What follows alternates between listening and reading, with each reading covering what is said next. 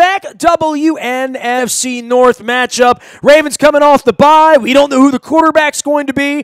And meanwhile, there is also similar discord in Cincinnati, where Marvin Lewis fired one of his best friends in the sport in Terrell Austin early on Monday morning. This leads to mayhem in the life of Paul Dehner Jr. because he is a Cincinnati Bengals beat writer and BBP host for the Cincinnati Enquirer and Cincinnati.com. You can follow him and a lovely gray picture of Paul Brown Stadium on the front of his Twitter at Paul Dehner Jr. That's Dehnerjr out on Twitter. He's one of our defending champions, and I sort of see you as like sort of Fred Flintstone and Barney Rubble with toothpicks in your eyes this week when these sort of things happen. Kind of like us on Friday afternoon. We're like, hey, Joe Flacco's hip screwed up. The kid might play. All of a sudden, it's, rewrite the script. It's been a crazy week in Cincinnati alone as far as coming in here and playing for their season on Sunday too, right? This is the time of year where all plans get scrapped if it ain't going well because people are trying to save jobs and livelihoods and seasons and careers.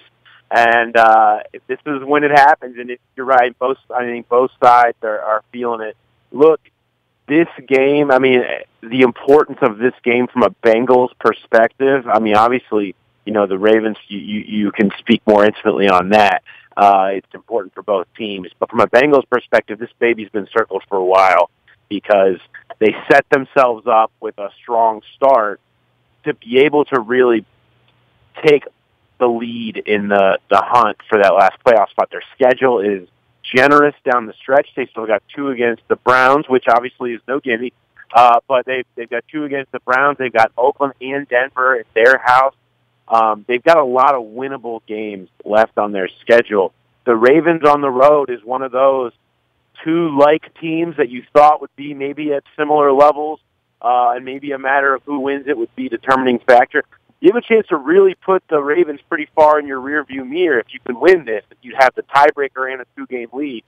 So this is a massive game for them, and they take it on in the midst of complete chaos, particularly on the defensive side of the ball. And now with Hugh Jackson being added as a special assistant to the head coach, I guess the Dwight Schrute of the Bengals, it's, there is just no shortage of crazy, unpredictable storylines entering Sunday's huge game for both teams. Well, and I guess for both of us who cover these teams, and we'd say the storylines, and both of us have been at this for a long time with a rich history of everything Marvin's been through, everything John Harbaugh's been through. You come to Baltimore and find true chaos in this organization. Under 500, quarterback might not play, and Luke and I always paint this picture, right? 11th year head coach, 11th year quarterback, 16th year, rush edge, Eric Weddle at 33, Yonda at 35, even the punter's been here since the Billick administration, right? Like, change is about to happen here. Ozzy's about to go out, and we were wondering whether Harbaugh, Flacco were going to survive this. Right now, it doesn't look good on our end, so we have our issues, but Marvin firing Terrell Austin on Monday morning, were you thinking that was even a possibility on Sunday night, let alone 3 weeks ago, Paul? Yes, and yes. It has been that bad defensively. They're on historic marks, not historic in franchise. About 2 or 3 weeks ago, we started changing the conversation of record pace in franchise history to record pace in NFL history. They're currently on pace to give up the most yards in the history of this league, by a couple hundred yards to outpace the 2012 Saints. They're on pace to give up 512 points. The most they've given up in franchise history before was 460. They have been bad on every single level defensively. On Sunday against the Saints, they did not get a stop. They did not force a punt. The Saints scored on all 9 possessions, including 5 touchdowns on their first 5 drives. The only stop that happened all day was drive 10 for the Saints when they took a knee in field goal range to mercifully end it. This has been, and it's not, there are some injuries on the Bengals defense, to be sure. They're missing Nick Vigil, they're missing Vontaze Burfict, they're missing Darqueze Dennard. Those are all starters. However, everyone has injuries. They still have a lot of good players playing. Geno Atkins and Carlos Dunlap got $110 million before this season started and are healthy. They have starters on the back end. William Jackson is supposed to be a shutdown-type corner. Jesse Bates is coming in as a rookie and really played extremely well. They have players all over the place that can do this. To be that insanely poor on the defensive side of the ball was really unacceptable, and they really could not go forward on that pace. Players were beginning to doubt what was happening. You could see the road that they were going down. The question was, well, what was the new road going to be? And maybe the biggest surprise, Nestor, of all of this is that Marvin said, I'm going to summon my Baltimore Ravens days, and I'm taking the wheel. I'm going to, for the first time since he's been a head coach, take over the defense. And we have not seen that. They've had bad defenses in years past here. He's never done this before, except for one game back in 2004. He decided to do defensive play calling. That's it. We've never seen him take this approach and try to go back and summon back those days.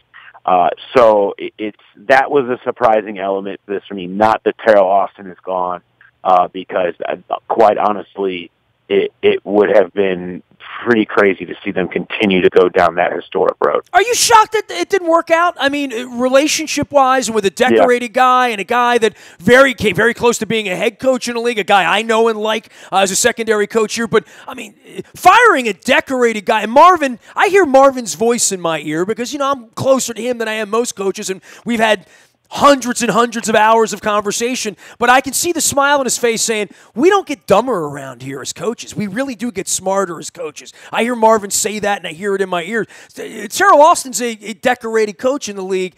Is it not about the players at some point, Paul? Yeah, it is. That's just it, and that's why you wonder how much of a difference this is going to make. Now, there's adjustments you can make, and players are complaining about gray area, right, and not knowing exactly what they're doing out there. Some of that stuff certainly goes back to the message and how it's being delivered, and maybe Marvin could deliver that better. I don't know, but you're right. It wasn't Terrell Austin out there missing 18 tackles against Kansas City or missing double-digit tackles in 7 games this year. That was not Terrell Austin doing that. That's basic football, and not being able to cover a soul from the linebacker position. That's not on the quarter. They have faced a tough run of offense. They've seen Pittsburgh and Atlanta and Tampa and New Orleans and Kansas City all in this last string. And they're obviously some of the more high-powered offenses in football. They've been victimized by that a little bit. But even then, it's some of it's play calling, some of it's the message, most of it's the players. So I don't know how much a change like this can really fix. I guess we'll see. The good news from a Bengals side of things is there aren't many of those Saints and Chiefs type offenses left on their schedule. So that's, I think, where maybe they can see the biggest uptick. Well, when all things are said and done, to say you lost to the Steelers, the Chiefs, and the Saints in the middle of the season, those are the best teams in the league right now, literally, and you caught all of them at that time.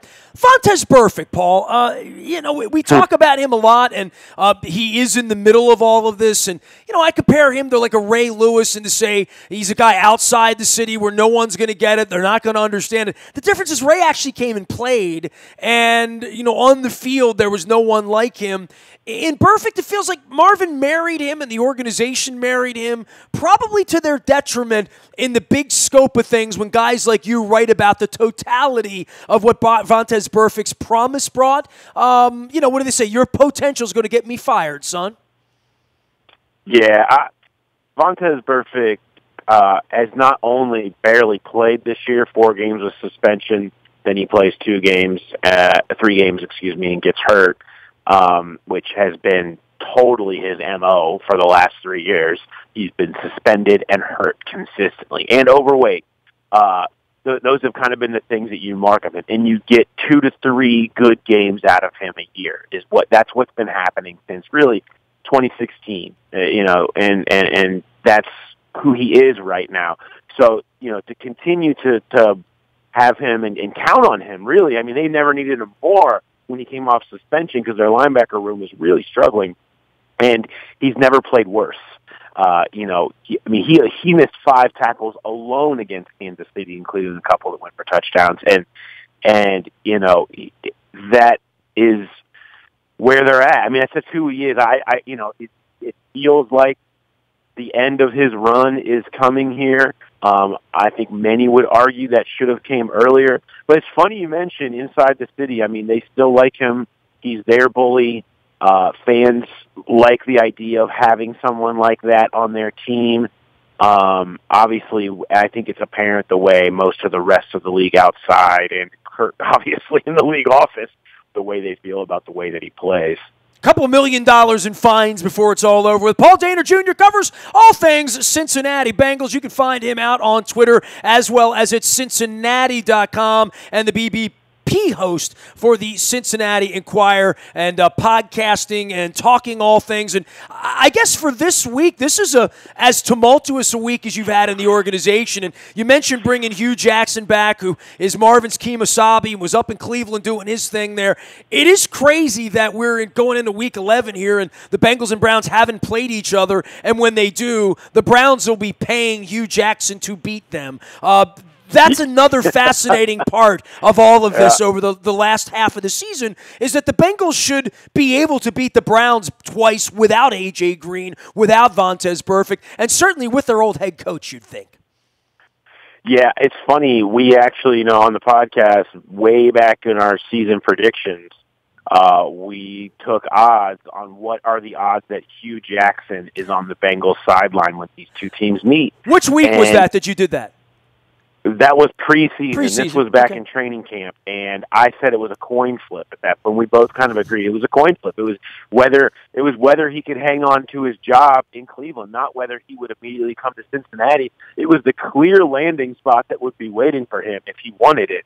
And I think, I think Marvin felt more comfortable making the move on Terrell Austin solely because Hugh was available, because he would need someone to help him with the head coaching type of stuff that goes on game day while he's got his back turned and working with the defense, and also take care of some of that stuff during the week. And who better than someone who he probably doesn't trust more in this whole coaching world, and he's worked with before, and that knows a lot of this personnel that's here from either coaching them earlier or coaching against them over the last few years. And that's not only considering the fact that you've got one game against the Ravens, the next week against the Browns, 2 total against the Browns, and you finish the season against the Steelers. 4 of your last 7 games are in the division that Hugh Jackson has been coaching in. It should be a natural transition. Your concern is obviously how that personality, and Hugh's personality, it is big. And it can rub people, and how does that coming in a role of special assistant to the head coach filter down to the rest of the staff, particularly to Bill Lazor in the offensive coordinator position, who has done, by all accounts, a very good job this year, has Andy Dalton playing some of the best football of his career. And, you don't want him to feel like he's looking over his shoulder at Hugh Jackson. So how that dynamic plays out for the first time on Sunday is going to be absolutely incredible theater. All of our WNST coverage brought to you by Strategic Factory, marketing, printing, promotional goods of all kinds, just like my Free the Birds ad. Let them help you promote your business. You'll look great doing it. If you need signage, printing, branded apparel, logo designs, giveaway for a trade show, it's all under one shop now. It's Strategic Factory, just like the shirt says. We're going to have Keith on the program next week as well. Hey, circle the date, the 28th on your calendar. We're going to be up at Buffalo Wild Wings that evening in Bel Air. We're going to be at the festival. We might even be swabbing up there that that night. I probably should swap for the Bone Marrow Registry as well. We're going to be watching the Terps take on Virginia. For all of you that still love to hate the ACC, this is your big night. Come watch the Terps on the 28th at the Festival in Bel Air at Buffalo Wild Wings. Also, shout out to our new friends at the LifeBridge Health Sports Medicine Institute in Owings Mills. You've seen it in Foundry Row. Join us, Dr. Kevin Crutchfield, as well as Dr. Craig Bennett, going to be joining us on a week-by-week basis, discussing head trauma and concussion, as well as orthopedic injuries. World-class care right where you are. It's in Owings Mills in the Foundry, and Cal Ripken looks great on those billboards. LifeBridge Health Sports Medicine Institute in Owings Mills, our newest sponsor. Also going to be doing a live show with some Ravens players at Patrick's in Essex, my old stomping grounds. Great bands, never recover, the food, the music, and don't forget on Thursday night, steak dinner in the prime rib, just $11.99. Make sure you pay homage to the Johnny Unitas Wall at Patrick's in Essex. Paul Dehner Jr. covers all things Bengals at Cincinnati.com. He is preparing for a trip for some crab cakes in here and a very, very busy week. You know, Paul, I still say here we are under 500. John Harbaugh is in retreat. Joe Flacco probably won't play this week, if I'm being honest and thinking, you know, a guy on crutches last weekend probably won't be playing in the NFL this weekend. The most important game of the season, and I still think our kicker is our best player, and that's a real problem 5 years into this. For you guys in Cincinnati, Joe Mixon has sort of emerged as the best player on the team, hasn't he?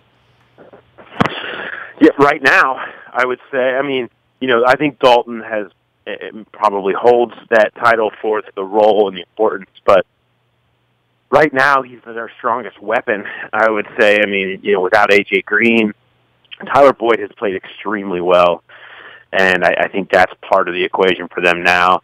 But, yeah, I mean, when you're looking at how do you get through a stretch without A.J. Green, which will be, you know, another couple more weeks, looks like early December, he'll be back with that toe injury. You need to ride Joe Mixon a little bit. Who do you have that can be a star-type playmaker? And when he has touched the ball, he's been efficient. They've been able to overpower teams at times with him and an offensive line that, while not great, has been probably played above expectations considering how bad they were last year and the type of reconstruction that they had to do. Yeah, Mixon is the guy that you feel like you can ride with, that can get you a win in a tough spot like Sunday. You can feature him. They did a better job of throwing him the ball, whether in screens or wind up outside. Last week they hadn't done enough of that, and I would expect to see more of that, including the probably 20 carries that we're going to see him get against the Ravens. Has it been a good idea to bring Marvin back? I mean, in Baltimore and other places, people know I'm close to Marvin, and they give me a hard time about it. And I'm like, look, there's a relationship there with him and the owner and an older owner that we're going to wish we had for the baseball team around here now that Buck Showalter's not around, that when you lack that stability and whatever Hugh Jackson or whomever the next head coach will be, things will be different around there. I don't know that firing Marvin would have led them to be 5-4, would have led them to start the year where they were, which was 4-1 and having the Steelers almost dead to rights in Week 6, where they could have been 5-1 at that point. Keeping Marvin seems to have been the perfect opportunity for the Bengals to continue to try to win 10 or 11 games and finally start winning some football games in January. Maybe. We will never know, Nestor. we don't know the opposite side of that coin because we've not seen it, and since the early 2000s, this millennium, right? So he's been here. This is his 16th season. I think that some of what Marvin was able to do in reconstructing the coaching staff, you have to give him credit for. Bringing Bill Lazor back, hiring Frank Pollock as offensive line coach, both have proven to be very good moves. But really, his most notable hire, his most important hire, because Bill Lazor was an internal promotion, was going out and getting Terrell Austin. That was the move. That was really one of the biggest moves of his offseason. And we've seen what has happened there. So, that's a mark on Marvin. I mean, at a certain, you're responsible for that hire, and we'll see if he can fix the defense a little bit. But I don't think there's anybody that would have said that was a bad hire, though, right? Like literally, especially given their relationship. No, I'm not. Everybody was on board with that as a good hire at the time. But if we're looking at how it has played out, it obviously was not. I mean, it did not go well here for him. And now, could you have anticipated that? No, I mean, he didn't exactly man the greatest defenses in Detroit, but he's well regarded, and I think he was liked around inside the locker room, liked by his coaches. People were really feeling a little bit energetic by some of the new stuff that he was bringing in, and we can, talk until we're blue in his face about why it didn't work. The bottom line is clearly it didn't, and that does reflect on the head coach who made that hire. That doesn't mean that you're right. They still are 5-4. They still did start 4-1. They still, I think, have proven to make more strides year over year than most people thought they would, and they have an opportunity in front of them with a very young team that could be maturing in the second half of this season to make a run and get into the playoffs. And if he can do that, yes, I would say that they made the right move in bringing him back. But right now, I think the second half of the season will decide that.